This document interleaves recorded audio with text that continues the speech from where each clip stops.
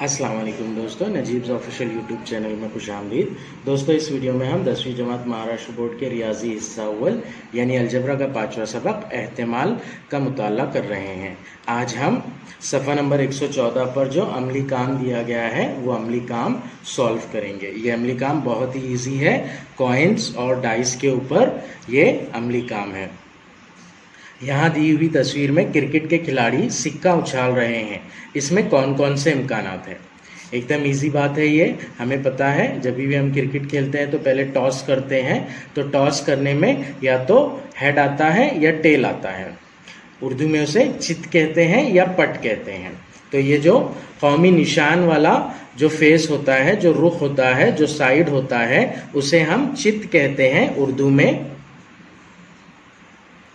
और इंग्लिश में इसे हेड कहते हैं।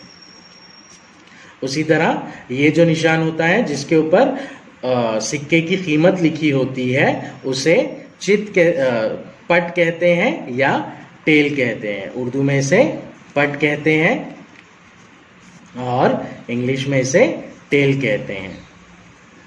तो अब अगर कभी कॉइन उछाला जाता है तो उसके दो इम्कान होते हैं, या तो हेड आएगा या फिर टेल आएगा। तो इसे हम सिंबॉलिकल फॉर्म में लिख देंगे, हेड का H और टेल का T, कैपिटल T। यानी सिक्का उछालने के दो इम्कानात हैं। जब भी सिक्का उछाला जाता है तो उसके इम्कानात दो होते हैं क्योंकि उसमें दो साइड होती है। अमली काम एक उसके नीचे दिया गया है। जमात का हर तालिब इल्म एक सिक्का सिर्फ एक मरतबा उछाल कर देखे, आपको क्या महसूस होता है? उस्ताद तख्ते सियाह पर दर्जे झैल जदवल बनाते हैं और इसे पुर करते हैं। सपोज अगर कभी 40 स्टूडेंट हैं जमात में, क्लास में, तो 40 के 40 स्टूडेंट्स कॉइन को टॉस करते हैं, सिक्के को उछालते हैं। तो कुछ तलबा को चित आएगा और कुछ तलबा को पट आएगा। तो हम मान लेते हैं कि 15 तलबा को चित आया और बाकी के जो 25 तलबा हैं उन्हें पट आया। ये एक्टिविटी क्लास लेवल पर है, यहाँ पर मानकर हम इस एक्टिविटी को कंप्लीट कर रहे हैं। अमली काम नंबर 2, अब हर तालिब इल्म एक सिक्का 2 मरतबा उछाल कर देखे। कौन कौन से इम्कानात हैं?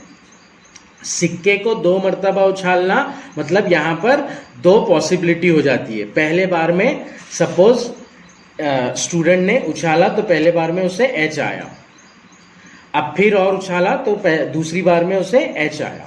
लेकिन ऐसा नहीं हो सकता, सिर्फ इसके अलावा भी दूसरी चीज़ें हो सकती है। मतलब उसने पहली दफ़ा उछाला तो हेड आया और दूसरी दफ़ा उछालने पर टेल आया। इसी तरह पहली दफ़ा उछालने में ज़रूरी नहीं है हमेशा कि हेड आए, तो टेल भी आ सकता है। तो पहली दफ़ा अगर उसने उछाला तो टेल आया और दूसरी दफ़ा उछाला तो हेड आया। इसी तरह पहली दफ़ा और दूसरी दफ़ा दोनों दफ़ा उछालने पर उसे टेल और टेल ही आया। तो इस तरह अलग अलग 4 इम्कानात हो जाते हैं यहाँ पर, head head, head tail, tail head और टेल टेल। ये जो पहला लेटर है ये पहली दफ़ा का है, H H T T, और जो दूसरा लेटर है वो दूसरी दफ़ा का है, H T H T। तो इस तरह से 4 इम्कान हैं। तो हम मान लेते हैं कि 10 तलबा को HH आया, 12 तलबा को HT आया और 8 तलबा को TH आया और 10 तलबा को TT आया। ये हम मान रहे हैं, ये अलग अलग भी हो सकता है। अमली काम नंबर 3, आपके पास के पासे को एक दफ़ा फेंकिए। पासा यानी लूडो में हम जो डाइस रहता है, जो 6 फेस वाली गोटी होती है उसे डाइस कहते हैं और उर्दू में पासा कहते हैं। तो जब हम वो फेंकते हैं तो हमारे माइंड में ये होता है कि 1 से 6 के बीच में कोई नंबर आएगा।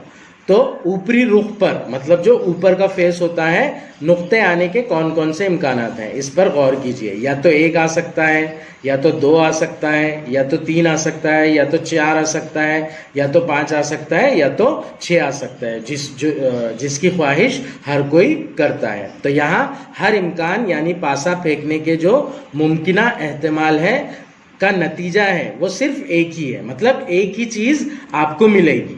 6 इम्कान है, 6 में से एक चीज आपको मिलेगी नतीजे के तौर पर।